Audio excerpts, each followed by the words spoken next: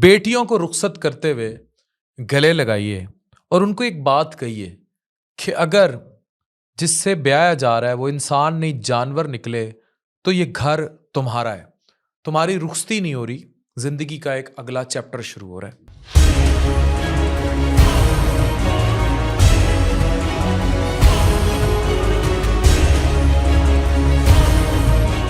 ये वीडियो बताएगी कि बाप का बेटी ब्याने के बाद भी ओनरशिप क्या होती है।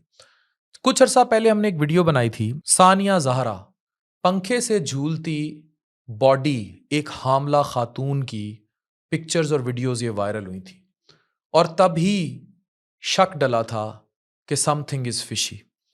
वो अदालत ने यकीन में बदल दिया। इस खातून की जान शौहर ने ली थी। आखिरकार सानिया जहरा मर्डर केस का फैसला हो गया। Justice served finally. और अब जाहिर है आगे कानून के तकाजे वो भी पूरे होने चाहिए, वो होंगे। अगर आप इनके वालिद की वीडियो देखें तो रोते हुए क्या कहते हैं, देखिए। आज मुझे पुलिस के आला अफसरान पे, अदलिया पे मुझे फख्र है कि जब मैं अपनी बेटी का केस लेके निकला था मैं अकेला था।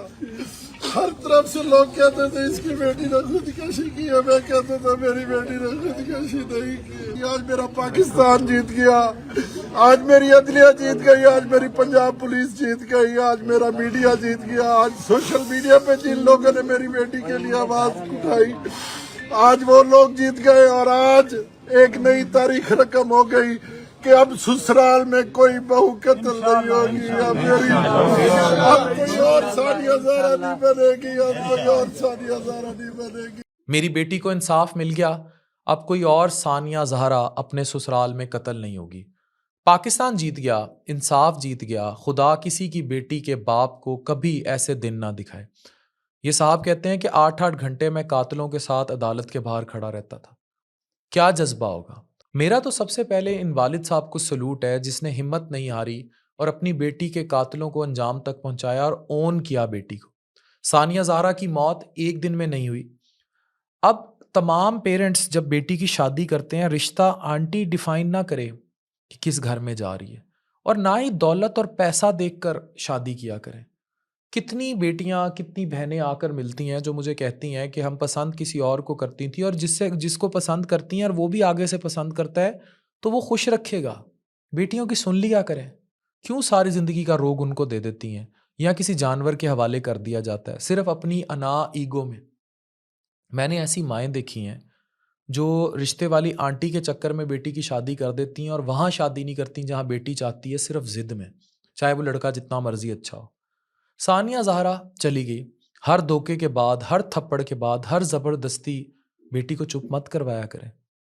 बेटी आए पास, उसे सुने, उसे कहें कि हम खड़े हैं। नहीं तो फिर फंदा लटकी यूं लाश मिलेगी। लड़कियों को कब्र तक ना मारे खाने दिया करें।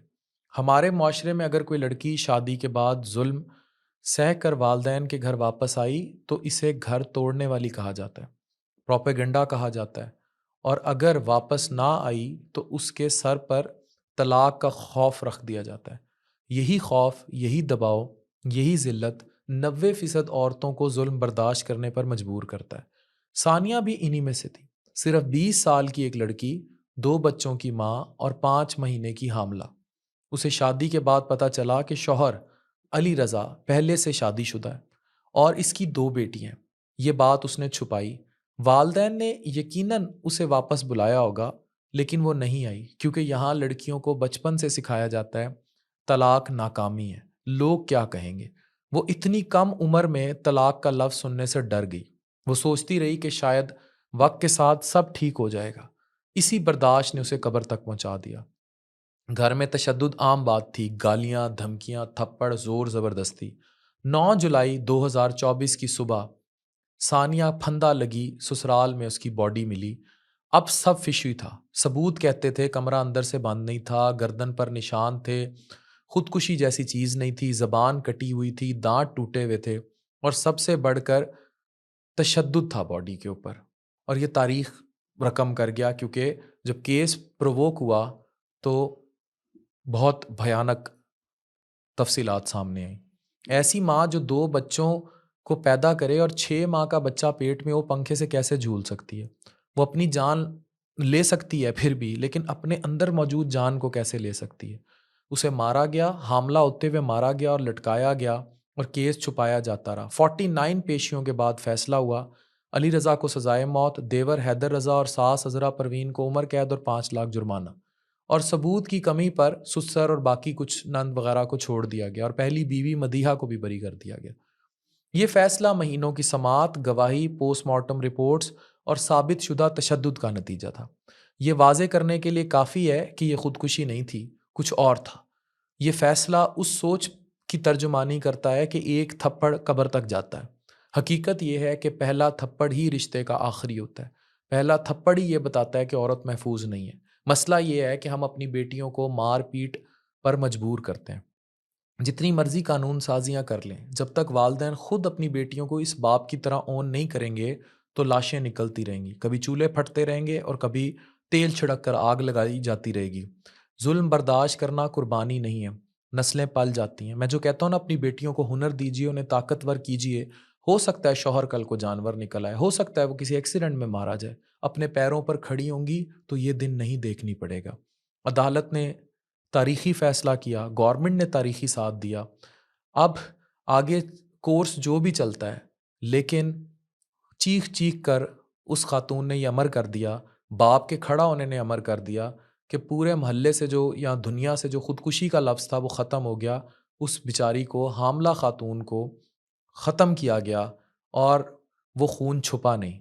खुदारा हर मज़लूम को हौसला दें और हर ज़ालिम का वही अंजाम हो जो इस केस में हुआ। आज सानिया की रूह पहली दफ़ा सुकून में होगी, क्योंकि आज उसके खून का उसको इंसाफ मिल गया और इंसाफ दिलाने वाला कोई और नहीं, उसका बाप था जो खड़ा था। Please take this video and share this video as a message बेटियों के लिए कि अपनी बेटी का रिश्ता करते हुए घर बिठाई रखें, किसी जानवर के हाथ में मत दें। डॉक्टर अफान कैसर, साइनिंग ऑफ।